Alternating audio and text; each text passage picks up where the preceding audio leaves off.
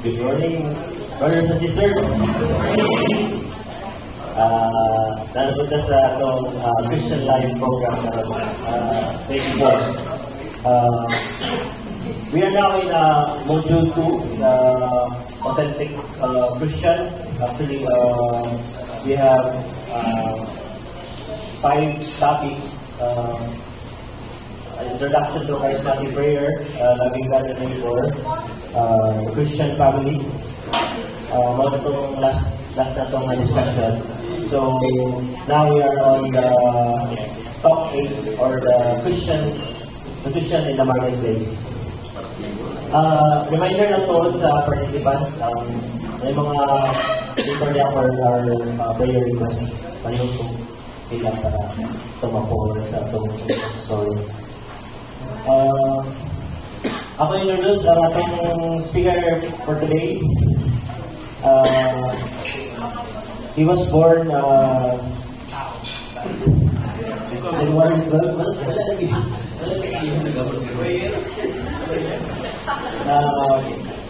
Surigao City.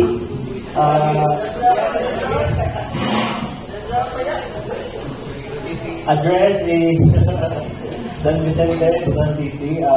Owner of Manila Auto Care. Manager. He is a graduate of CLP batch 20. Already 5 years in BCBP.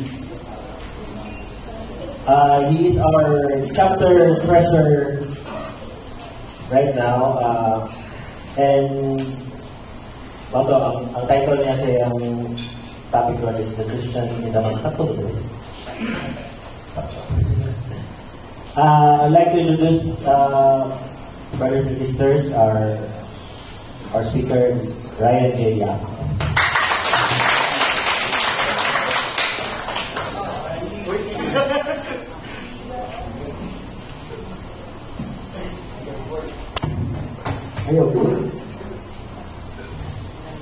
Good morning. Good morning.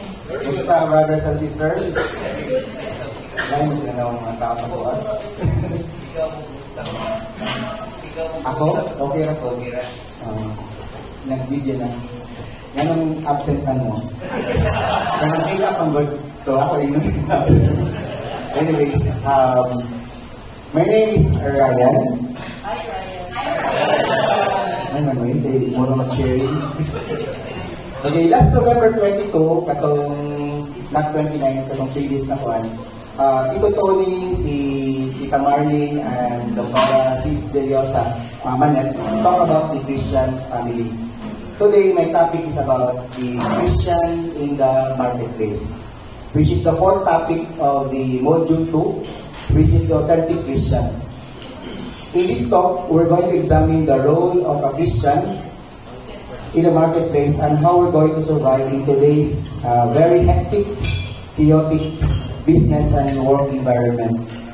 Kung sa pagkita dapat as a Christian, kung nakata sa ato ang trabahoan o sa ato ang mga negosyo. How are we going to survive as a Christian, knowing that the constant challenge is to wrestle with the ethical issues we face daily to make a difference in the market. Advance sa kaya itong buwan ba? TikTok vlog. So,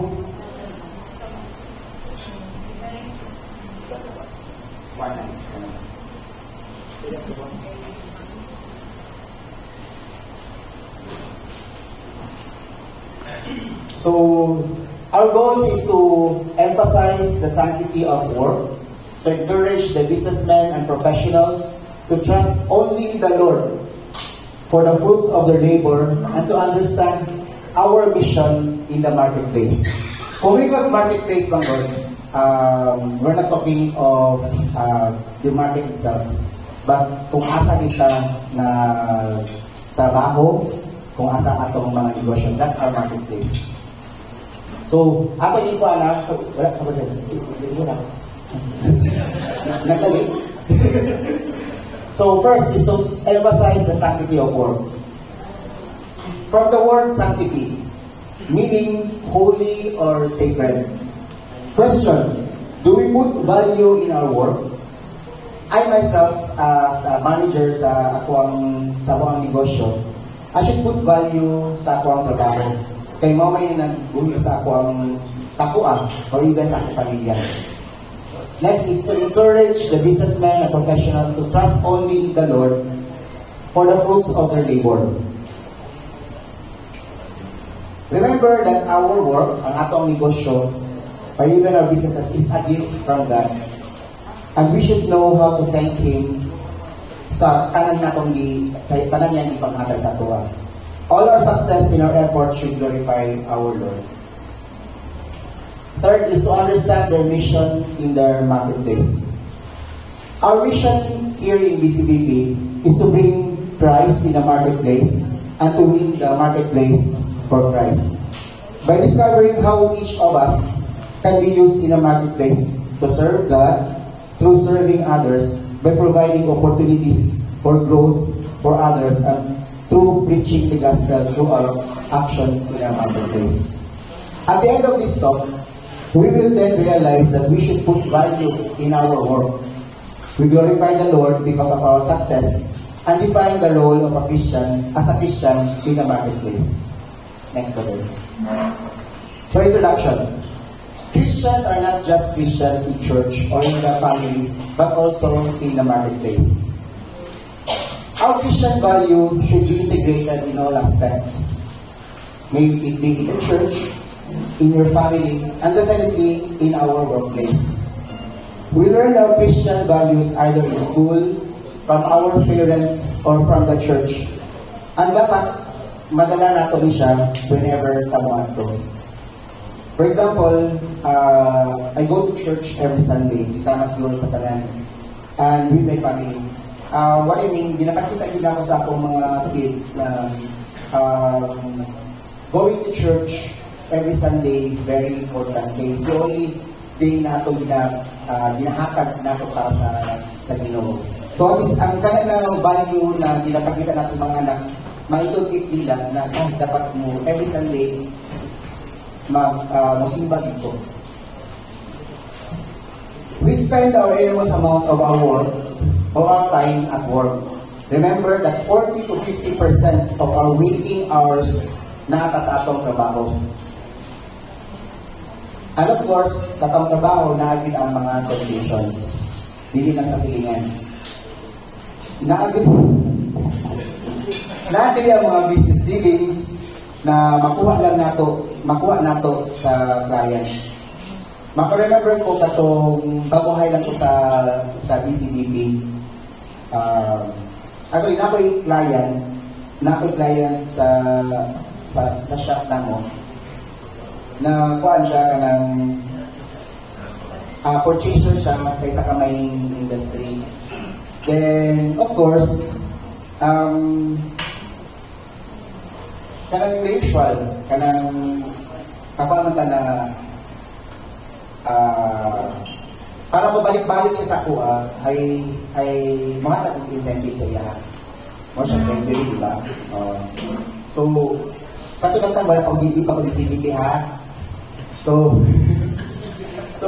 ang ito so every time magpapa siya sa namin sa mining, ang maintenance na gudya sila sa mga sakyan nila is nasa kuha. So, in every unit, nakukahan ako incentive sa iya.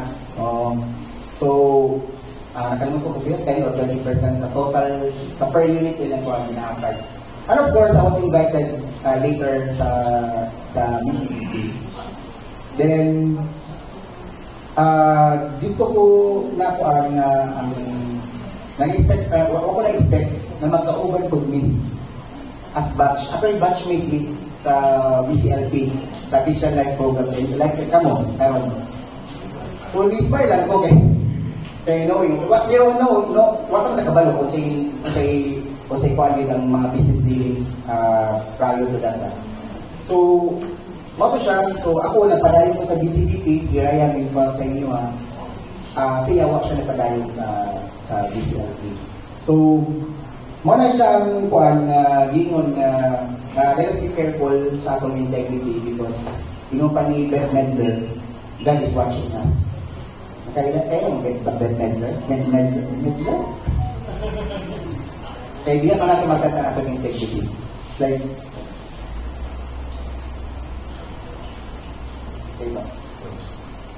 in Matthew chapter 4, verse 18 to 19, in this world we know that God is generous. We extend His grace to everyone, even those who know more likely and deny it. Why? Because of the demands sa ato ang kinabuhi. Sa ato panagkamot, naging mga temptations and sometimes ato ang grab because of the desire to gain more. Mo na tawag na sometimes hindi kita makontento. Mo na mankamot mo succeed later, pero ngayon kita na kung naanatay lang sa to, mo na mag-isa to galing mo na I want some more. Pero even wala na talaga na sa ato ang Christian values. So let us examine the situation in a marketplace. Money is king. Big word, di ba? Money is king. Wala magiging na gingon na bad din ang money. Gamito lang nato in the right way.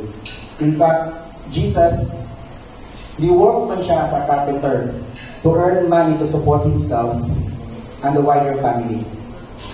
The world measures success by what it possesses, our job title, and the bottom line. Wealth or money, our job title and happiness are some of the most common measures of success. It is important to measure success the right way because it informs how we spend our time and our effort. The objective is to acquire money or at least possible cost. Money, We want to gain more money para ipakita sa kalibutan, sa uban, na successful ta sa atong trabaho, even sa atong negosyo. Miski usa na lang atong sudlan, miski tanaw nato na dili na mao. That is why the tendency is to take shortcuts, to ignore all the considerations such as health, safety, human dignity, relationships, etc. There's a difference between paningkamot to gain more money to survive versus paningkamot to gain money, more money to show our success to the point nagpakalit niya ta sa kwarta. Limtan na nato atong health, miski nagkasakit-sakit ta, o sa'yo makalimtan na ato atong pamilya, pailan nato tanan because of money. Ato ang even ato relationship with sa atong mga anak, temporarily, dagan ka money, pero sa mo ang money, if dili ka happy sa imong family, or even dili happy imong family sa imong. Always remember the first commandment. You shall not have other gods beside me. Itong first commandment sa Ginoo. That is why we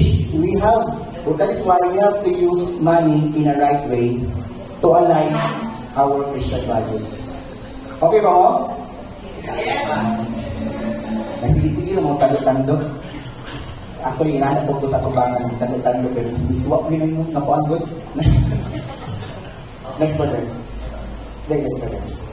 We ascribe our achievements to ourselves, our talents and abilities and competency. Yes, we always give credit towards our achievements, even our talents or skills. Each person is born unique. Inyong skills may not be my skills. That is why we have to use it in the right way. Does this mean that Christian have no place in the marketplace or your workplace? Remember that Jesus did his most important work in the 3 years before he died at 33. Tama ba yan? Pag kabalo mo, si Jesus namatay sa 33 years old. Sorry. Can a Christian survive in a marketplace and keep his holiness intact? Yes. We can have everything we want, but always remember our Christian values. Be contented on what you have. On the later part of this Christian program, Bro Paco will talk about the guidelines in the business dealings. In the BCBP way. So later part sa inyo po, natin guidelines in business dealings. So, di na ako na siya i-discuss further. So, i-discuss naman later na siya. A Christian in the marketplace is not contradiction in terms, but it is different to survive the marketplace as a Christian, which is a challenge. It may be a challenge to your Christian values, but it is innate already. Like doing the right way in our business dealings, everything will be normal already. Like for example, sa ako mga staff sa shop, I once noticed na nangayo sila, mga staff na ako sa shop, na-notice na ako na nangayo sila o nag-promise sila sa isa ka-customer na ipagawas nila ipagawas ni Nako ang unit niya is before sa scheduled na release. So of course, si customer of course nalipay. So what he did is nihatag siya o pahalipay sa aking mga staff. Then nakakita ko, nalain ko kaya wala kong i-share ang video. So ako sila istoryahan niya, part sa itong trabaho ginagay ang kanang ipagawas na ito i-release na ito itong unit sa itong customer on or before sa itong schedule sa ila. Of course, malipay isip sa customer. Bonus na period, nagkakagan mo. Pero kung pwede, balikan mo kay service man ka, naamon ka sa servisyo, is something na sa ito part na dapat malipay ko ta na i-release na ito ang unit before sa schedule na ito na pasilahan. So in Matthew chapter 19, verse 23 to 26, with God, hindi na nakapasama na lang. With God, all things are possible. With God, all things are possible, which is a context was applied to have issues of salvation. Human is completely unable to achieve salvation through personal efforts. Only God can save, because all things are possible for God. It is the ultimate example of man's constructed to God's will. God does what He pleases. He acts according to His will, not mine or yours. We are like the rich young ruler who thinks have complete control over our lives if God is with us. Instead, we must realize that if God is indeed with us, He is alone who has control over our lives. Basta naalang ang faith sa Ginoo, all things are possible. Now, let us examine God's plans to us in a marketplace. Number one is God loves us. He loves us as much that He sent His Son to die on the cross for us to have an everlasting life. Grabe, no? Miski ani ta ka sinner. Sana all. Isa'y sinner. Uy! Pero kita ka ng sinner ka, but still, He loves us. His love abounds. His infinite goodness and mercy. God's love is steadfast and unchanging. Miski nagpalayo ka taniya ka rin, nakitungod lagi sa atong mga wrongdoings ka rin, because nagpatintal ka sa uban ta, nagpatintal sa atong trabaho. But still, He continues to love us. Di ka makonsensya na ka rin? Kaya nga lagi ni present na, example din ka. Kuwat lang ka pagpako. Next further. God intends to transform us. God's goal is to transform us in the image of Christ. There's a process of transformation that the Word of God initiates. Teaching tell us what is right. Rebuke tell us what is not right.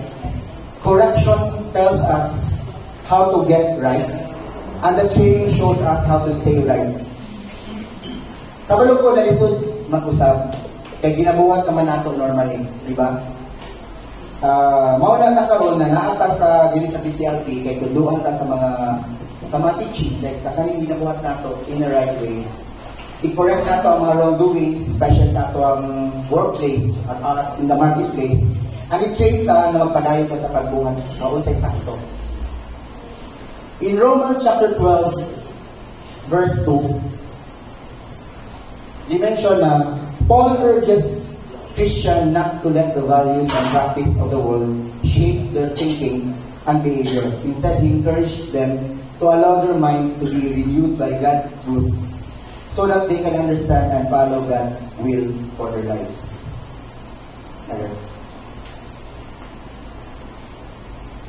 Third is, once we see the light, He desires to use us in the marketplace in order to be His instruments of love and healing. God wants us to be an instrument of love and healing. To be an instrument in the hands of God is to be used at any time.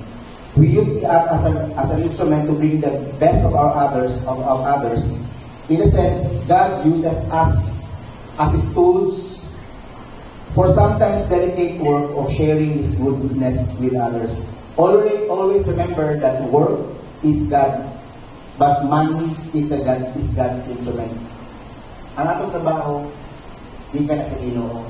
Di mo ka instrument ni Lord para to use this in a right way. For instance, right now, we can be an instrument of change, not only sa ato ang pagalingon, but for others. Okay. In Matthew chapter 5, verse 14 to 16, this is in connection with the previous slide. We have to be the light or the instrument to give hope for others. Wala takabalo sa ato ang kauban sa work. Wala takabalo sa atong kauban sa work o even sa atong negosyo na nag-struggle na din siya kung ano sa pagkita na nato wala siya sa saktong pangutok kayo nagkamali-mali naman because na siya giagihan karon. Atong buhaton is tap na siya. So yan, ito sa may problema. Just like ato ginabuhat din sa ato mga brothers na makita nato na marag na sa lahat. Di ba bro Ben? So atong storya kung say problema, karang we have to be a brother's keeper. A brother's keeper sa ato ang mga kauban. Not only sa ato ang mga kauban sa trabaho, even sa ato mga staff kung mga negosyante na. They definitely ma-appreciate na nila na, uy, si sir, istorya mo ko sa nakita niya siguro na may problema. Yan. So, mag-greatly appreciate din nila sa to. We are Christians first and foremost. As a Christian businessman, I must be an example not only sa akong mga empleyado, but also sa akong mga customers. Sometimes, as a business owner, i-push po dato atong limit. Especially sa atong mga customers na medyo bulayagon. But also, pag as long na guided ta sa atong mga Christian principles, di ta basta-basta matandog. Brother Francis? Okay, brother. The Christian attitude and response towards work. In Genesis chapter 2, verse 8 to 15, the Hebrew name for keep is Shamar. Shamar means to take care of. When Adam was told to take care of the garden, he was expected to take care of it in such a way that it would produce, flourish, and repeat. Just like sa atong negosyo o sa atong profession, ibutang ka diha sa Ginoo para mulambo. Dili mulambo atong lawas mulambo atong negosyo, mulambo atong sa atong profession. In order to become successful in a workplace, we need to do the right thing para ma-align sa atong Christian values. Thanks for that. Even God worked and everything that God did is good. Therefore,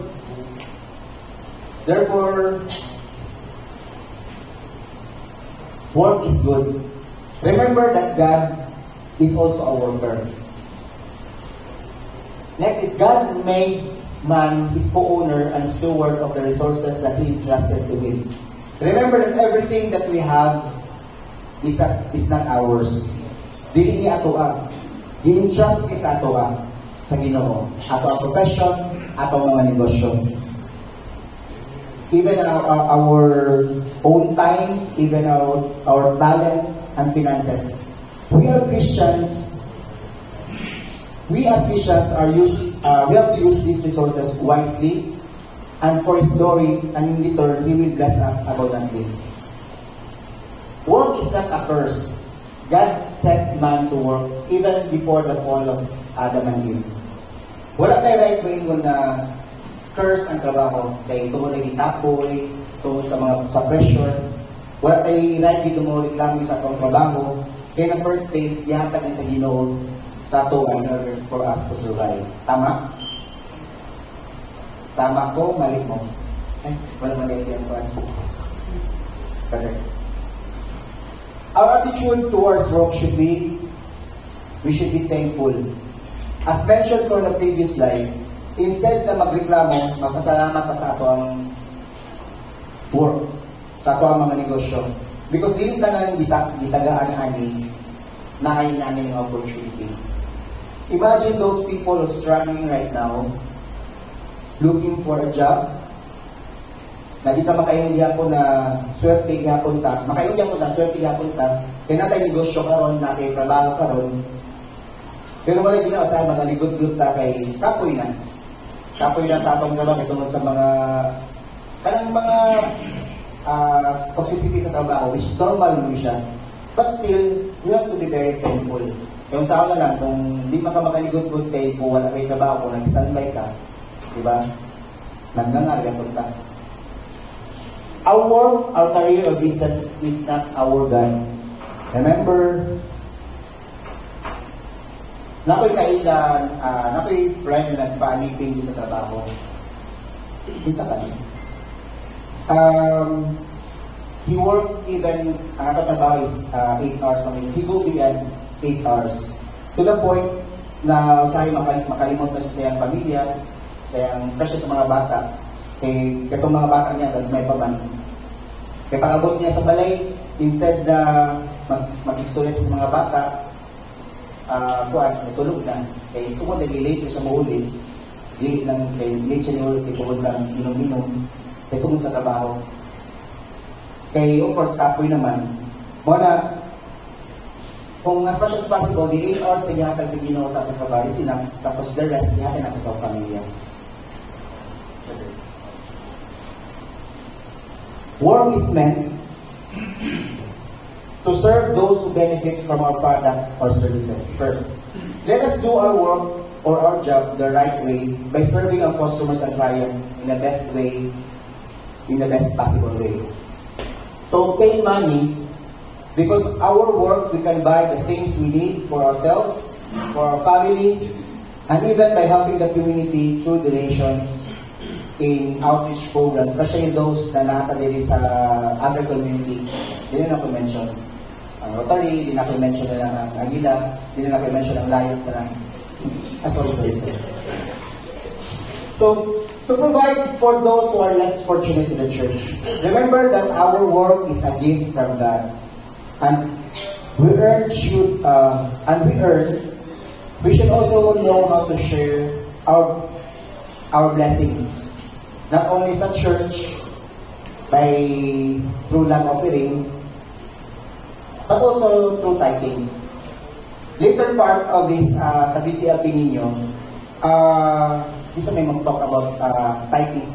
Later part sa BCLP, may mag-talk about tithing. So, hindi na ko siya i-further discuss na siya. So, everything na we have, kanang the earn mata, we should know how to give back, to glorify our Lord. Everything about our work must glorify God. As mentioned, let us realize that the work is a good thing.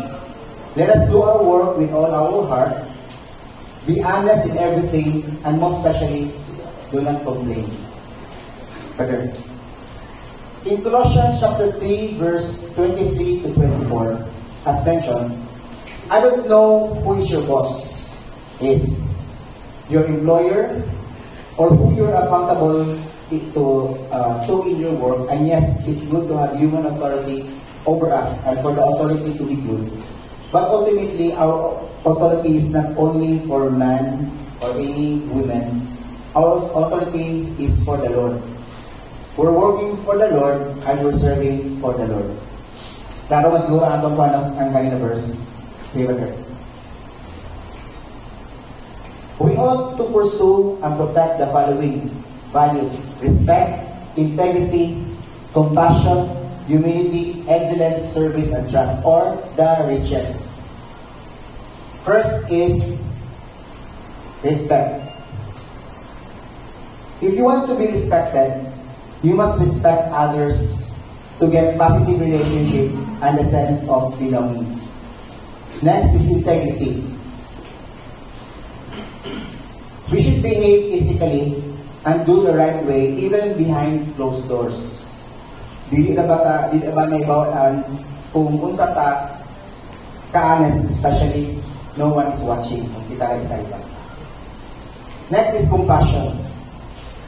Compassion, we should recognize the suffering of others and then take action to help. Mga nagtawag nato na kay brother's keeper. Next is humility. It is very important in every success. A person with humility listens and accepts the best we can do and accept others. Then excellence. Let us strive in our work to be the best that we can be and the best that we can do. Next is service. Bigyan ng extra service. Service is a lifelong deduction and commitment to others to a better life. Let us work in the right way by providing a great service to others, especially sa atong trabaho o sa atong negosyo. Then, trust. Trust kondo. Remember that trust is the foundation of relationships. So, yun na. Di ba nakuha na yung attention? Seriously, kayo mo eh. Remember that trust is a foundation of relationship. In work, relationship can be your boss. It can be your boss, your subordinate, or your employees, or even your client. Bring Christ into the marketplace. Pray at work. Call others to join in prayer at work.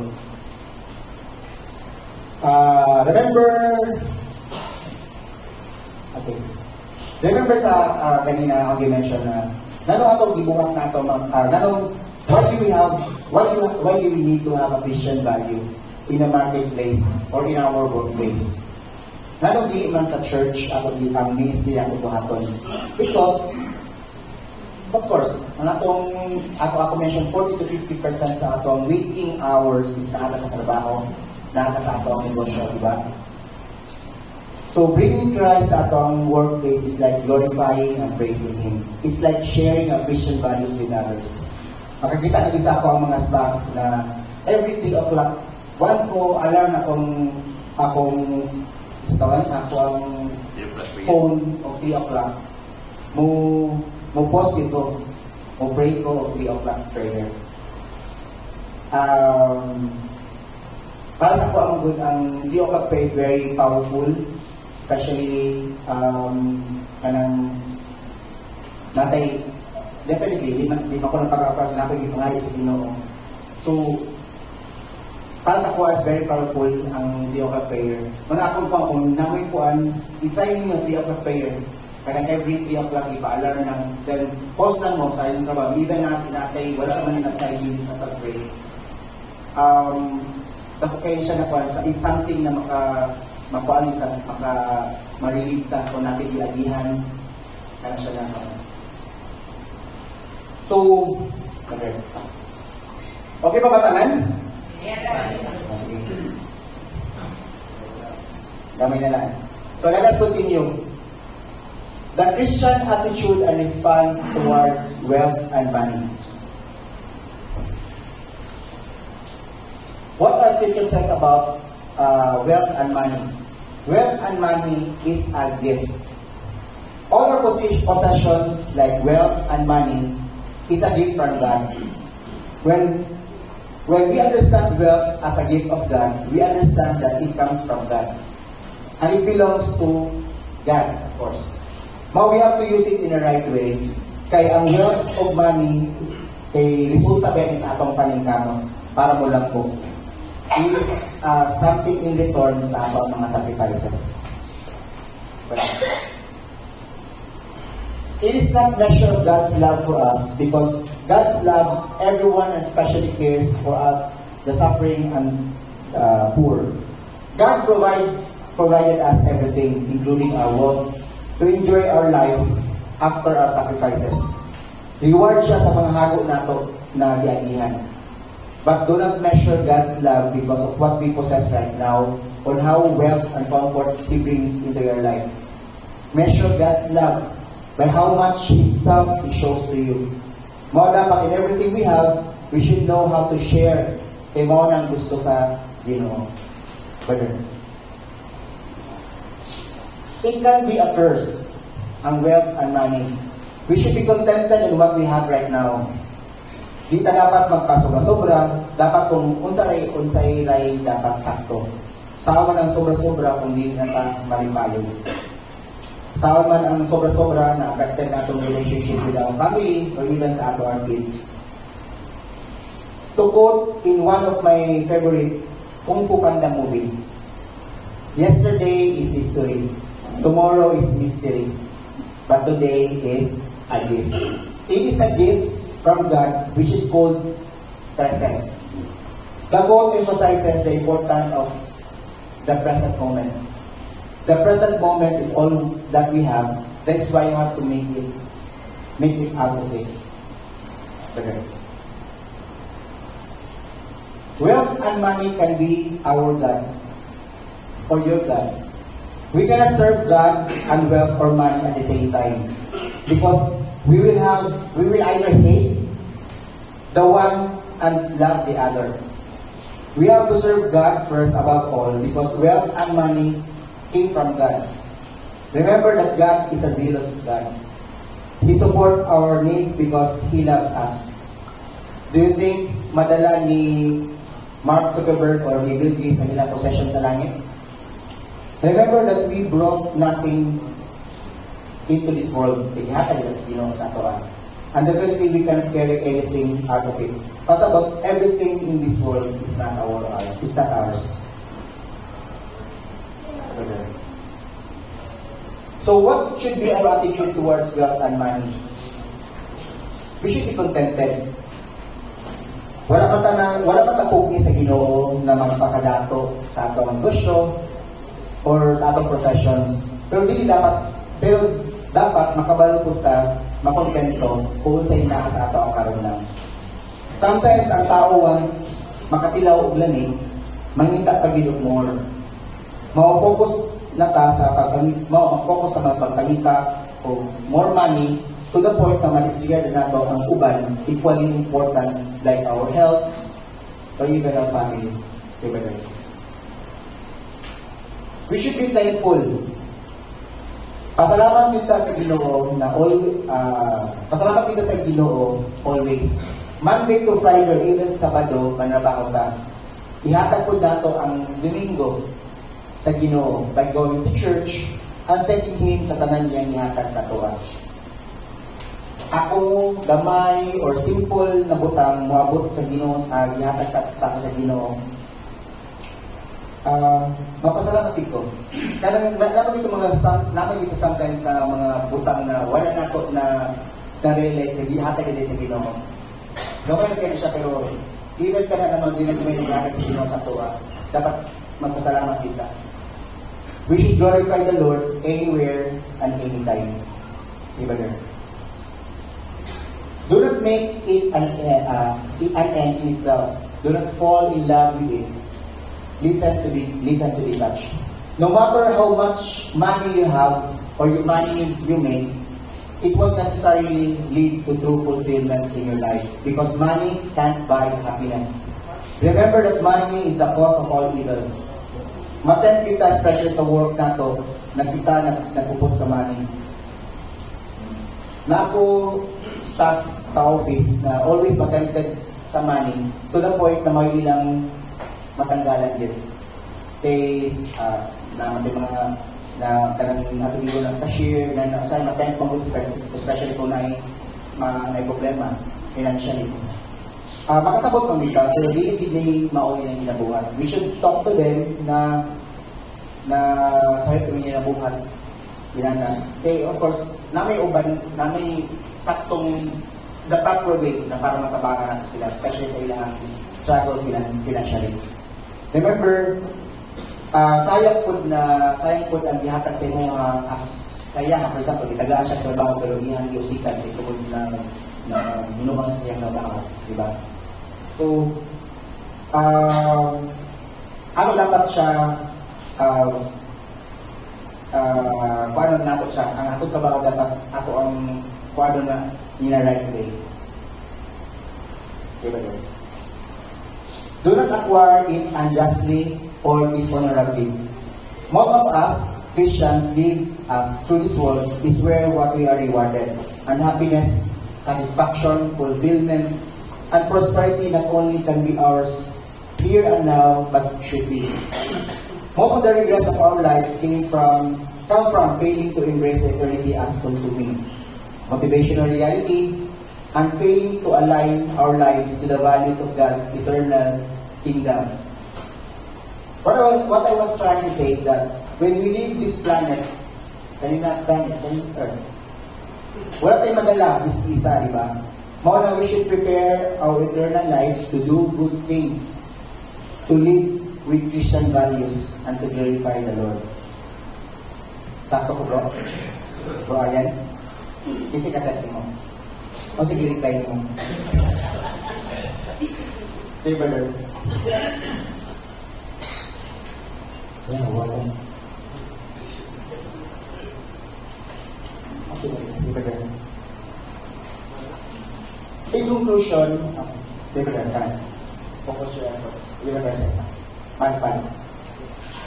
Focus your efforts on the eternal things you cannot take your money when you die. As mentioned before, malaging nun sa inyo na everything that we own, living ato so ato na dapat siya gamiton in a right way with our Christian values. So in conclusion, God has created for a purpose, to love Him, to serve Him with all our hearts, and minds and soul. Now the question, are we now ready to bring Christ in our marketplace?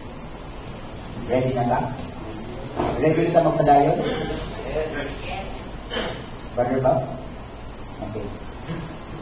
So, ngayon nila na do it now because sometimes later becomes never. Procrastination, diba?